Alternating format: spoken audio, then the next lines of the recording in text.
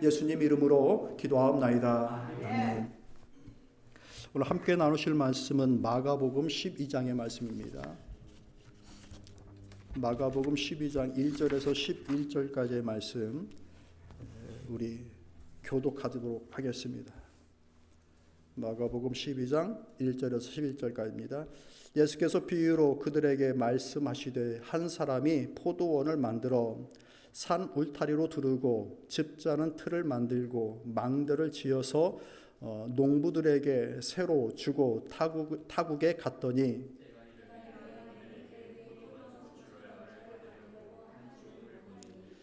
그들이 종을 잡아 심히 때리고 거저 보내었거늘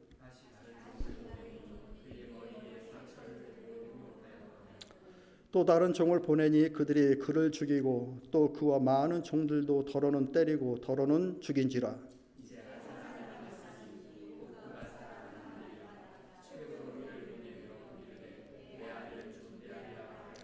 그 농부들이 서로 말하되 이는 상속자니 자 죽이자 그러면 그 유산이 우리 것이 되리라 하고 포도원 주인이 어떻게 하겠느냐 와서 그 농부들을 진멸하고 포도원을 다른 사람에게 주리라.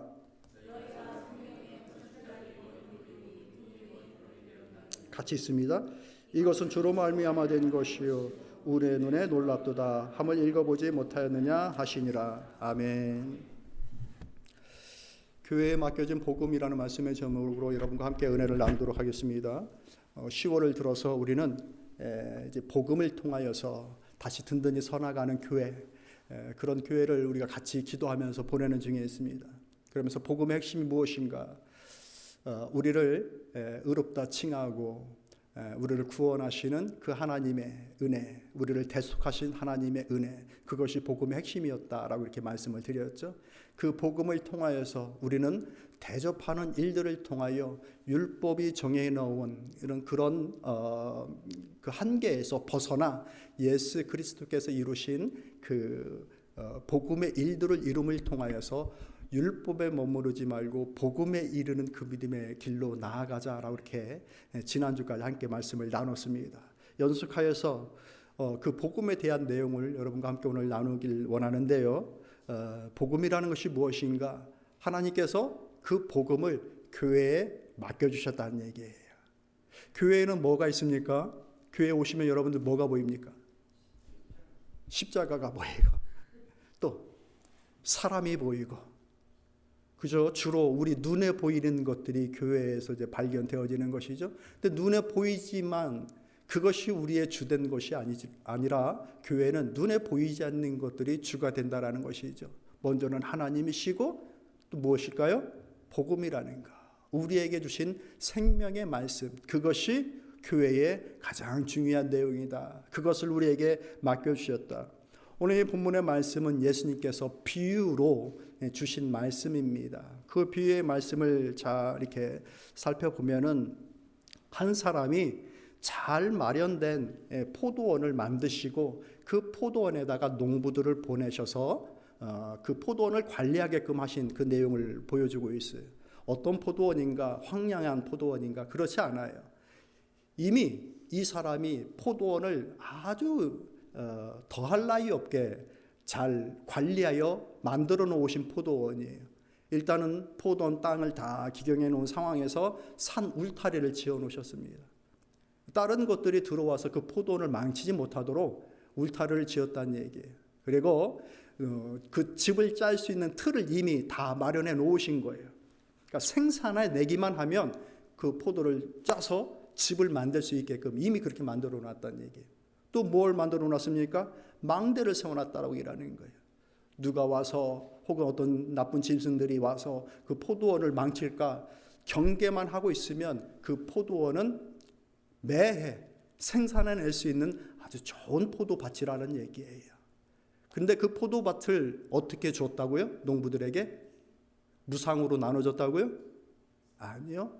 새를 줬어요. 이게 중요해요. 뭘 줬다고요? 새를 줬어요. 우리가 누군가에게 뭔 새를 줬다라고 하면은 뭘 의미해요? 때가 되면 그 새를 받겠다는 얘기잖아요. 주님께서 이 포도원을 만들어 놓으시고 그 농부들에게, 이 포도원을 경작하는 농부들에게 새로 주셨습니다. 새로. 이게 중요한 거예요. 먼저 이 비유의 말씀은 포도원은 이스라엘을 가리키는 것이고, 이 포도원, 이 포도밭을 이렇게 준 것은 이 이스라엘 백성들에게 가나안이라고 하는 그 땅을 이렇게 들어갈 수 있게끔 허락하신 것. 그리고 이 포도원에서 일을 하는 농부들은 그 가나안 땅에서 여러 일들을 행하는 지도자나 뭐 이렇게 각각의 이제 사람들, 직분을 맡은 사람들, 이 포도원에서 경작하기만 하면 생산해낼 수 있는 그 모든 것들을 권한을 받은 모든 사람들을 가리키는 것이죠. 이걸 조금 더 이제 신약 시대로 이제 갖고 이제 들어오면 이 포도밭은 교회를 가리키는 것이겠죠. 이 교회를 통해서 하나님께서 원하고 이루고자 하시는 것들을 다 준비해 놓고 포도원을 관리할 수 있는 농부들을 보내주신 거예요. 그 농부들이 누굴까요? 바로 저와 여러분들. 때가 되면 이 포도원의 새를 받기 위해서 하나님께서 또 다른 그 하나님의 종을 그 밭에 보낸다는 얘기예요. 그래서 그 새를 그 밭에서 일을 하는 사람들에게서 받는 거죠. 그런데 어떤 일이 벌어집니까? 예수님의 비유 속에서는 새를 받으러 온 농부들을 거기서 일하고 있던 사람들이 어떻게 합니까? 처음부터 죽이진 않았어요. 막 때리고 웰컴하지 않는 거예요. 그리고 점점 심해집니다. 머리가 상할 정도로 때리고, 그러더니 조금 더 심해져서 죽이는 일이 벌어지고, 그러다 보니까 나중에 어떤 일이 벌어져요? 그 주인이 아들을 보내야 되겠다. 상속자인 이 아들을 보내면 이 상속자는 다른 종들보다는 다르게 대우할 것이다 라고 하면서 그 아들을 보냅니다. 어떻게 됐습니까? 아주 이제 더욱더 계획적으로, 야, 상속자가 왔는데 이 상속자를 없애버리면 이것이 다 우리 재산이 되겠구나 라고 하고서 그 상속자까지 죽여 포도밭 밖으로 내던져버리는 일이 이제 벌어지는 것이죠. 우리는 이것이 무엇을 비유로 이제 드시는 이 말씀인지 잘 압니다. 예수 그리스도께 주어진 그 모든 것들을 웰컴하거나 받아들이지 않고 예수님을 쳐낸 이스라엘 지도자들과 또 이스라엘 백성들을 가리키는 것이겠죠. 이것을 오늘 우리는 그 역사 속에서 예수님께서 십자가에서 돌아가신 그 사건으로만 보는 것이 아니라 교회의 관점으로 주님께서 복음이라고 하는 복음의 밭을 우리에게 주셨는데 이 복음의 밭을 잘 관리하는 우리는 농부들인가 하는 개념으로 함께 살펴보기를 원합니다. 포도밭에는 포도를 새를 받으러 오셨겠죠. 복음의 밭에는 무엇을 새로 받으러 오실까요? 복음의 열매의 새를 받으러 오시겠죠. 그 일을 우리는 잘하고 있는가 살펴보길 원하는 것입니다. 먼저 이 밭은 어떤 것인가?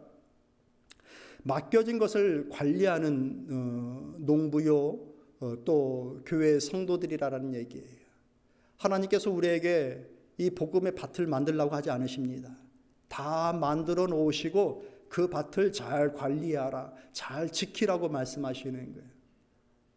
먼저 한번 같이 따라해 볼까요? 교회는 지키는 것이다.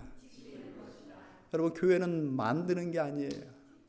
지키는 거예요. 우리가 오해하면 교회 잘 만들어야지, 발전시켜야지, 성장시켜야지, 내가 그 일을 해야지, 그런 마음을 가질 수가 있는데, 아니요.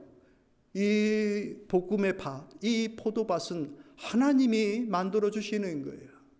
우리가 잘 지켜나가기만 하면 그 밭은 점점 풍성한 생산물을 만들어낼 수 있는 구조로 이미 하나님께서 해놓으신 거예요. 왜? 우리가 특별히 없던 것을 만들어서 규모 있게 해나가는 교회가 아니에요. 교회는 이미 하나님께서 완전하게 만들어 놓으신 거예요. 말씀을 한번 같이 읽어볼까요? 에베소서 4장 3절에서 6절까지의 말씀 한번 같이 읽어볼게요. 있습니다. 시작. 힘써 지키라. 몸이 하나요 성령이 하나이니 이와 같이 너희가 부르심을 한 소망 안에서 부르심을 입었느니라. 주도 하나요 믿음도 하나요 세례도 하나요 하나님도 하나이시니 곧 만유의 아버지시라. 만유에 계시고 만유를 통일하시고 만유 가운데 계시도다. 그 하나님이 성령을 통하여서 하나 되게 하셨다. 뭐를? 교회를. 그 교회를 힘써 지키라 라고 말씀해 주고 있는 것입니다. 성령께서 하나 되게 하신 것, 성령께서 만들어 놓으신 그 교회를 우리가 힘써 지켜나가기만 하면 되는 거예요. 그런 일들을 위해서 우리에게 충성스러운 마음을 주시고 영적인 지혜를 주시는 거예요. 하나님의 교회를 잘 지켜나가야 되겠구나, 잘 세워나가야 되겠구나 라는 그 영적인 지혜와 충성스러운 그 마음을 주심으로 하나님의 교회를 만들어 나가는 거예요. 하나님의 교회에 이것이 있었으면 좋겠다, 이걸 특별히 새롭게 도입해서 이렇게 했으면 좋겠다 라고 하는 그런 특별한 아이디어가 필요 없게끔 이미 성령의 은혜를 통해서 하나 되게끔 해주신 것. 제가 그런 말도 들은 적이 있어요. 이분은 비즈니스를 잘 하시는 분, 사업체가 한 3개 정도 있는 분, 많이 오픈하지 않았지만 이제 뭐 지내다 보니까 알게 되어지는 상황이 그런 거예요. 이제 그런 마인드로 교회를 보니 몇 가지 눈에 이제 보이는 것들이 있었나 봐요. 그래서 사업적인 마인드로 이것저것을 이제 얘기해주고 싶은 것. 제가 아는 어떤 친구는 또 비즈니스 컨설턴트예요. 상황을 보더니 컨설턴트를 좀 해주고 싶다. 눈에 많이 보이겠죠. 비즈니스 마인드로 이렇게 얘기를 하면. 그러나 교회가 그렇게 해서 되어지는 것들인가? 하나님의 교회가 그런 일들로 세워지는 것인가? 저는 그러지 않다라고 보는 거죠. 하나님의 교회는 하나님의 은혜로 성령이 하나 되시김을 통하여 한 하나님 아버지를 고백하며 그 하나님으로부터 같은 세례를 받으며 세워지는 것들이, 그 순전함을 지켜나가는 자들이 모여지면 모여질수록 하나님의 교회는 더욱더 견고하고 든든히 세워져 나가는 거예요.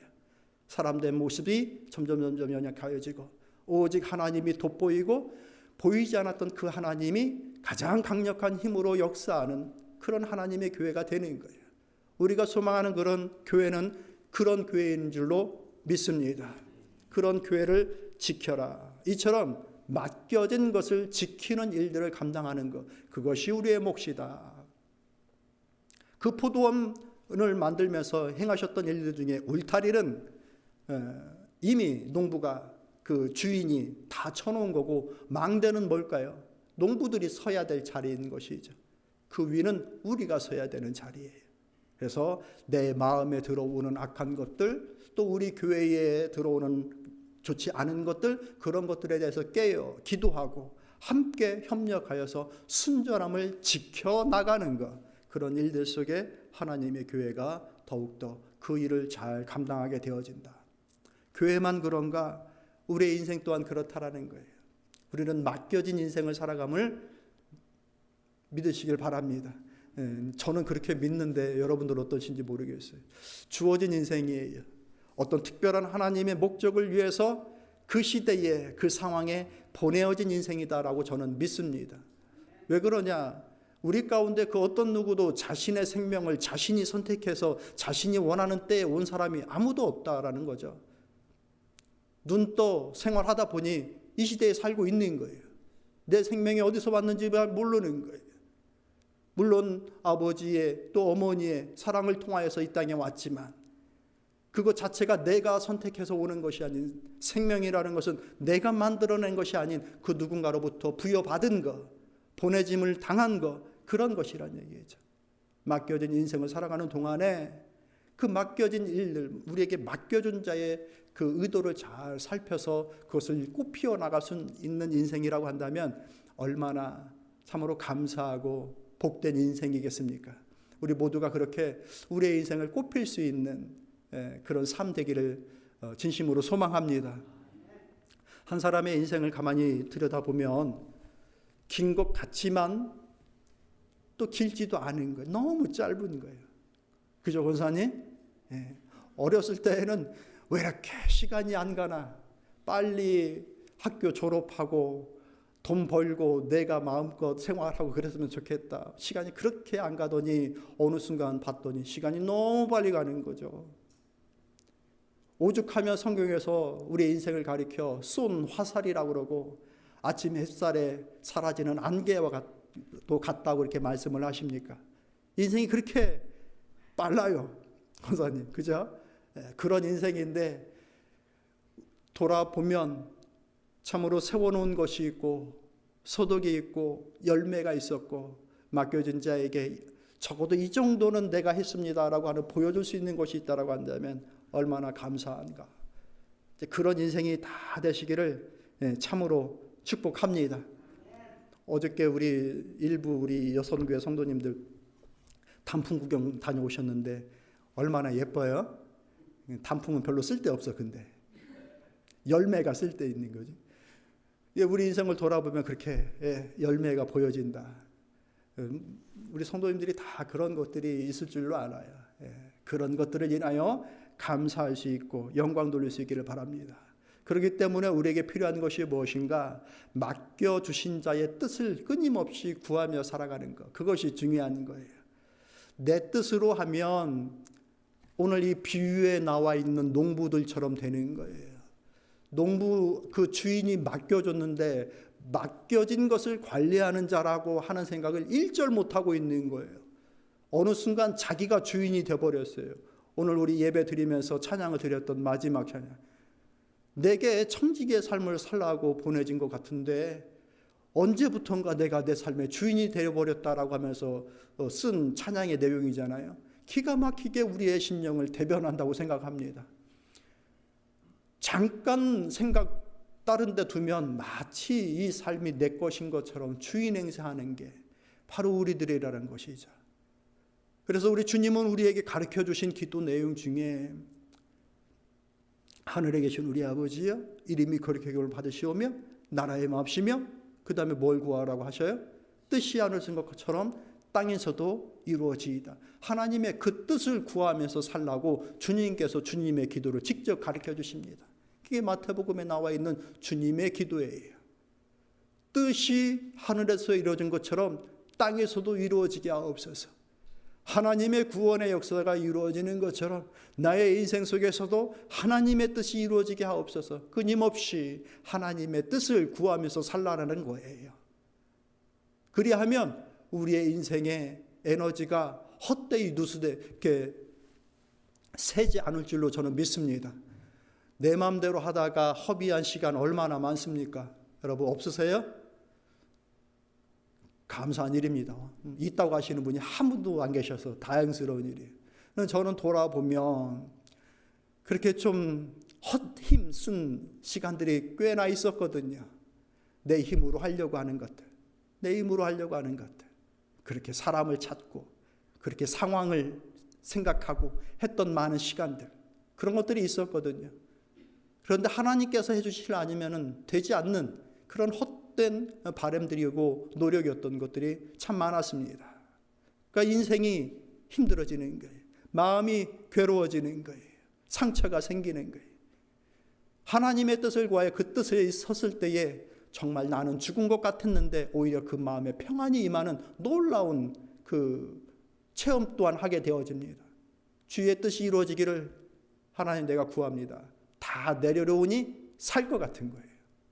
사랑하는 성도 여러분, 주님의 뜻을 구하며 맡겨진 인생을 살아갈 수 있는 저와 여러분들이 될 수 있기를 진심으로 소망합니다. 우리의 인생이 맡겨졌다. 당연히 그렇다면 교회는 어떤가? 교회 또한 모든 것들이 맡겨진 일들을 이루어 나가는 것들이다라는 것. 하나님께서 우리가 이 교회를 이루어 나갈 수 있게끔 하신 일들은 우리의 신앙의 고백 위에 이 교회를 세워주셨습니다. 베드로가 주는 그릇이시오 살아계신 하나님의 아들입니다 라고 그 고백을 했을 때 요한의 아들 시몬아 내가 복이 있다. 그것이 너에게서 난 것이 아니라 성령께서 깨닫게 하시는 그 은혜 가운데 있는 것이라. 네 믿음의 고백 위에 내가 교회를 세우겠다라고 하면서 믿음의 고백 위에 교회를 세워주셨어요. 그러면서 교회에 주신 것이 뭐예요? 천국의 열쇠예요. 네가 땅에서 매면 하늘에서도 매일 것이고 땅에서 풀면 하늘에서도 풀리는 천국의 열쇠를 너에게 주겠다. 천주교에서는 아직도 그것이 베드로에게 주어진 권한이라고 생각을 하는데 그래서 그것이 전수되어지는 사제들에게 주어진 권한이라고 하는데 아니요. 교회에 주어진 권한이에요. 그런 의미에서 교회는 이 포도원 밭을 관리할 수 있는 열쇠를 딱 갖고 있는 거예요. 그래서 이 땅에서 풀면 하나님에게서도 풀려는 것이고, 이 땅에서 매면 하나님에게서도 매이는 일들이 교회의 권한 속에 있는 거예요. 그러므로 우리의 교회 사역은 무엇이어야 됩니까? 푸는 사역이 되어야 되는 거예요. 예. 율법으로 묶는 사역이 아니라 복음으로 푸는 사역이 되어야 됩니다. 깨달으시길 바랍니다. 하나님의 은혜 안에 하나님의 사랑으로 성도들을, 또 구원받아야 될 심령들을 품어안고 끌어안으며 함께 믿음의 일들을 이루어 나아가는, 문제를 풀어 나아가는 일들의 교회의 일들을 감당하는 거예요. 이 일을 통하여 하나님께서 기뻐하시는 열매를 맺어 나갈 수 있는 그런 것들이 우리에게 주어지는 줄로 믿습니다. 이렇게 우리에게 밭의 역할을 감당할 수 있게끔 그 역할을 주셨다라는 것은 또 다른 차원으로 어떤 의미인가? 하나님은 열매를 기대하신다는 얘기예요. 따라해 볼까요? 열매를 원하신다. 기가 막히게 그럴듯하게 보여지는 밭이 있어요. 멀리서 봤더니 이게 무슨 밭입니까? 했더니 포도밭이래요. 더러는 감자밭이래요. 우와, 감자 캐러 가야 되겠다. 주머니를 들고 갑니다. 했더니 뭐예요? 다 풀이야. 뭐 얼마나 그 실망스러워요. 기대하고 갔는데 열매가 하나도 없는 거예요. 겉은 밭처럼 보이는데. 교회가 그럴 수 있다. 어차피 사람들이 모여있는 곳이니 그럴듯한 모습으로 교회의 이름으로 이렇게 모여 앉아 있을 수가 있다. 그런데 이제 하나님께서 또 다른 종을 보내어 열매의 새를 좀 받아야 되겠다. 오셨을 때에 그것을 전달해 줄 수 있는 것. 이것이 교회의 역할이라는 얘기예요. 새로 주셨다라고 서두에 말씀을 드렸죠. 새로 줬어요. 새로. 무상으로 너희들 마음대로 해 공급해 준 것이 아니라 새를 주고 때가 되면 새 받으러 오는 거예요. 그런데 이 새를 받으러 온 그 전달자에게 우리가 줄 것이 없다고 한다면 얼마나 서로 간에 얼굴 붉힐 일이냐 이거죠. 그 시대에 많은 선지자들이 이제 하나님의 그 새를 받으러 온 종들이었죠. 그런데 이스라엘 백성들은 그 선지자들을 죽이죠. 심지어 이제 예수님까지도 죽이는 일들. 그럼 오늘날의 교회에 이 새를 받으러 온 사람들은 누구일까? 누굴까요, 여러분? 모르겠는 거예요. 우리 하나님께서 이 복음의 새를 받으려고 보내는 사람들이 누굴까? 우리는 잘 모르겠는 거. 물론 보이는 몇몇 사람들도 있어요. 우리가 협력하여 나가는 선교사들, 교회의 재정이 전적으로 들어가야 되는 교육기관들, 어린 우리 심령들, 이런 아이들에게 우리가 소득으로 얻어낸 이렇게 열매들을 통해서 그들을 공급하고 양육시키고 하는 일들에 사용되어야 되는 것이죠. 그들만 이 복음의 새를 받으러 온 종들인가? 그러지 않아요. 우리는 누가 이 복음의 새를 받으러 온 사람들인지를 잘 모르는 거예요. 새 가족이 될 수도 있고요. 옆에 앉아서 말씀을 하지 못하고 마음을 오픈하지 못하고 있는 오랜 세월 함께 온 성도들이 될 수도 있고요. 그런 거예요. 그 새를 그를 통하여서 받는 하나님의 그런 역사가 있다라는 것. 그런 의미로 좌우 앞뒤 계신 분 한번 살펴볼까요? 새 받으러 온 종 같아요? 아닌 것 같아요. 그에게 내 복음의 몫을 전달해야 되는 거예요. 그러니까 알 수 없으니 다 잘합시다. 그게 지혜로운 거예요. 이게 누군지 모르는 거예요. 새를 전달해야 되는데 우리는 이 악한 농부들처럼, 미련한 농부들처럼 그 종을 때리고 괄시하고 포도밭 밖으로 아무것도 안 주고 발로 내칠 수도 있는 거예요. 이 얼마나 두려운 비유인가. 가볍게 지나가는 밭에 예수님의 비유가 아니라 사실 이 말씀은 대단히 무섭고 두려운 비유인 거예요. 당연히 새로 받았는데 어느 순간 봤더니 이 사람들이 주인 행세를 하고 있는 거예요. 주인 행세. 심지어 어떤 일까지 벌입니까? 그 상속자인 걸 처음에는 종인지 아닌지 모를 수도 있어요. 그때나 지금이나 사기치는 사람은 분명히 있었을 거니까. 근데 똑같은 이유로 똑같은 말을 하는 또 다른 종들이 계속 온다라는 것은 어느 순간 깨닫게 되는 상황이 벌어지는 거예요. 아, 이 사람에게는 이 세를 줘야 되는구나. 아, 이런 사람들에게는 내가 받은 복음의 은혜, 내 성장의 몫인 이런 내용들을 이 사람에게는 줘야 되는구나 하는 종으로 세를 받으러 온 종으로 여겨지는 사람들이 분명히 있는 거예요. 우리가 교회 생활 하다 보면 아이들에게는 이 세를 내가 줘야 되는 존재들이구나 아는 거예요. 그런데 어느 순간 마치 이 밭의 주인이 내가 되어져서 종도 관세하고 상속자도 관세하는 거예요. 그래서 주인 행세합니다. 교회에서. 여러분, 문제가 되어지는, 우리는 가끔 매스컴을 통해서 듣게 되어지는 문제가 되는 교회들 혹은 사이비 교주들, 딱 이 상황인 거예요. 그 밭의 주인이 자기가 돼버린 거예요. 복음의 일들이 전혀 관계가 없는 거예요. 그 밭에 내가 주인이 돼야 되는가? 그 교회에 내가 주인이 돼야 되는가? 사이비 종교까지는 안 가더라도 교회 지도자들이 그 자리에 서게 되어지면 교회에 문제가 생기고 상처받는 성도들이 생깁니다. 열매를 원하시는 그때에 열매를 줘야 된다라고 하는 그 마음으로 내게, 내 주변에 있는 사람들이 누가 이 세를 받으러 온 사람인지를 모르니 서로 간에 조심하고 이 세를 주는 일들에 마음이 깨어있는 살아가는 성도 여러분들 다 되시기를 축복합니다. 이처럼 열매를 맺는 일은 대단히 중요한 일이에요, 교회에서. 그런데 그 열매보다 더 중요한 것이 있어요. 뭘까요? 상속자예요, 상속자.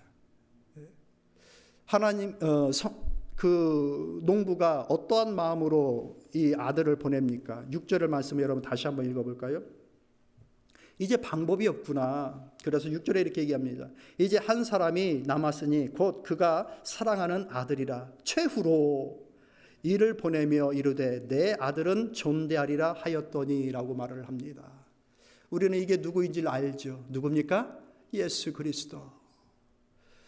이 밭에서 복음의 열매를 맺어야 되는데 이 복음의 열매 최종 이 모든 것들을 가지시고 취하시고 영광을 받으실 그는 하나님 아버지이고 그 하나님 아버지의 상속자가 동일한 세와 영광을 받게 되는 것이죠. 왜? 상속자이니까. 근데 그 상속자의 권한으로 예수를, 그리스도를 그 밭에, 이 교회에 보내주셨다는 얘기예요. 그러면 이 농부들은 그를 존대할 것이다 라고 얘기하는 거예요. 그런데 어떻게 합니까? 죽입니다. 그리고 그 밭 밖으로 내칩니다. 왜 그래요? 그 상속자를 죽이면 이것이 오롯이 다 우리의 것이 될 것이다 라고 하는 그 생각. 사랑하는 성도 여러분, 우리는 교회에 모여서 믿음의 일들, 복음의 일들을 이루어 나갑니다. 사역을 하는 게 대단히 중요한 일인 거예요. 그런데 이 사역 때문에 혹은 사역을 한다라고 예수 그리스도가 우리 밭 밖으로 내쳐지고 죽은 자가 되어서는 결단코 안 됨을 믿으시길 바랍니다.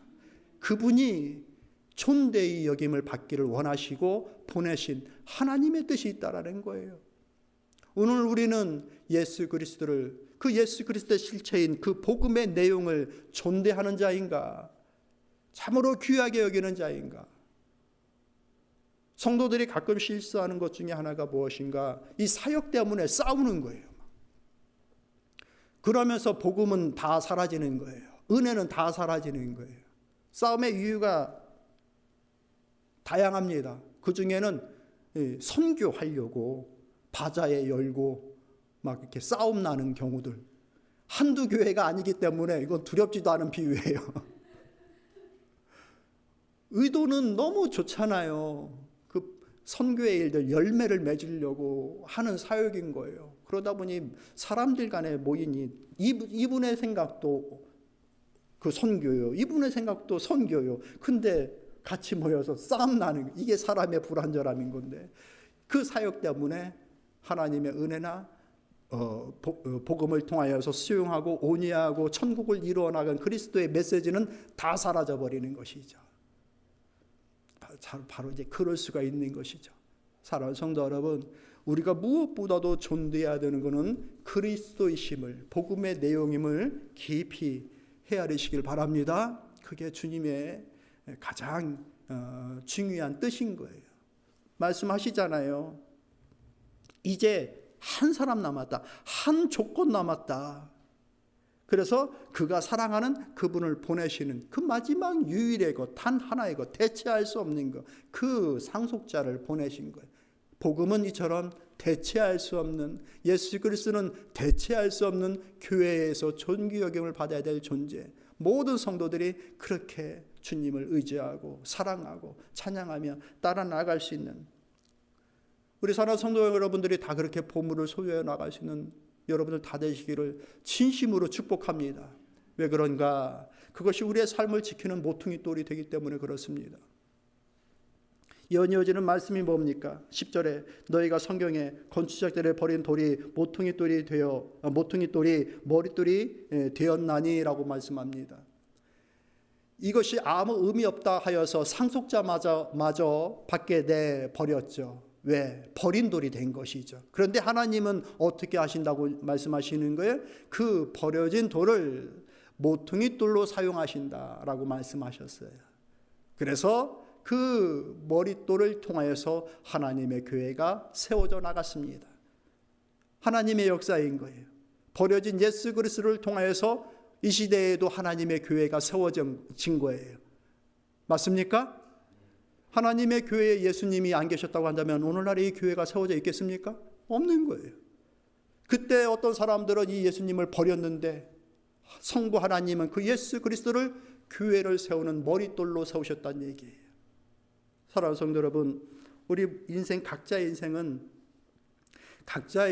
바치고 있는 나름대로의 다 머릿돌이 있음을 믿습니다. 여러분의 인생을 바치고 있는 머릿돌이 있다고 생각해요. 코너스톤이 있다고 생각해요. 건물을 세우려면 반드시 코너스톤이 있어야 돼요. 각각의 그 중요한 그 무게의 중심에서 그 중심을 버틸 수 있는 기둥을 세우는 역할이기 때문에 코너스톤은 대단히 중요한 것이죠. 우리 인생을 바치고 있는 나름대로 여러분의 코너스톤이 있을 거예요. 왜냐하면 흔들리지 않는 인생이 없으니까. 그러지 않아요? 저도 그렇고 여러분에게도 흔들리는 시기가 있었을 거예요. 인생뿐만입니까? 가정도 그렇고 교회도 그렇고 흔들리지 않는 가정, 흔들리지 않는 교회가 어디 있습니까? 다 위기의 때 흔들리는 상황들은 다 있는 것이죠. 그때 중요한 것은 무엇이냐? 내 삶의 기둥을 바치고 있는 그 코너스톤이 무엇인가? 그 초석이 무엇인가가 중요한 거예요. 그때 그것이 허물어지는 초석이었다고 한다면 기둥도 무너지고 내 삶의 전체 건물이 다 무너지는 것이죠. 그런데 예수 그리스도라고 하는 이 머릿돌은 무너지지 않는 초석임을 믿습니다. 하나님의 역사가 그랬어요. 인류 역사를 통하여서 예수 그리스도를 머릿돌로 삼고 살아갔던 사람들은 끊임없이 하나님께서 사용하셨습니다. 예수 그리스도가 초석이었던 교회는 역사 속에서 계속해서 하나님께서 지켜주셨습니다. 다른 것이 그 기둥을 바치고 있는 교회였던 것들은 그 거짓 복음들을 인하여서 다 무너져 내렸습니다. 그렇기 때문에 서신서에서는 끊임없이 거짓 교사들을 조심하여라, 경계하여라, 거짓 복음을 경계하여라, 싸워 지켜라, 우는 사자처럼 삼킬 자를 찾고 돌아다니고 있다라고 말씀을 주고 있었던 거예요. 예수 그리스도, 그분을 여러분의 머릿돌로 삼아 살아가는 사랑하는 성도 여러분들 다 되시기를 축복합니다. 말씀을 정리하도록 하겠습니다. 우리는 포도밭에 보내어진 농부이구나. 이것을 깊이 헤아리십시다. 이 밭은 새로 받았습니다. 우리 주님이 성경의 말씀을 아주 명확하게 주셨어요. 무상 공급이 아니에요. 할 만큼 하다가 니들 그러면 언제든지 해도 돼. 이게 아니에요. 새를 받으시러 오는 때가 분명히 있는 거예요. 그 새를 받고자 보내시는 또 다른 종들이 분명히 있는 거예요. 그렇기 때문에 교회는 세를 받으러 오는 종들에 대하여서 잘 준비하고 있다가 잘 전달하여 주는 것이 우리 교회의 몫이구나 깨어 있어야 되는 거예요. 눈에 보이는 전달받으러 온 이미 종들이 있는 거예요. 협력하는 선교사들과 양육을 받아야 되는 우리 아이들. 그 외에는 보이지 않는 누가 누구인지를 모르는 거예요. 그렇기 때문에 서로 간에 조심하고 경계하여 이 일을 잘 나아가는 거예요. 교회는 열매를 맺어야 되는구나. 열매 맺는 거.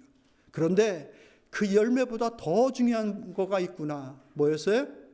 상속자 예수 그리스도 복음.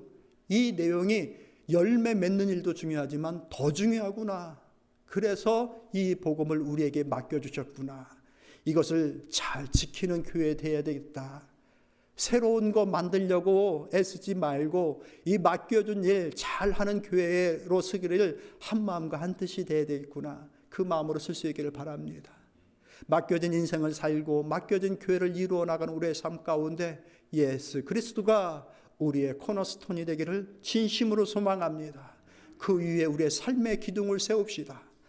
우리 교회들을 기둥을 세워 나갑시다. 그러면 분명코 역사 속에서 그 기둥을, 그 초석을 갖고 있는 것들을, 존재들을 다 이끄셨던 하나님의 인도하심이 우리의 인생을 인도하시고 우리의 가정과 우리 교회를 인도하실 줄로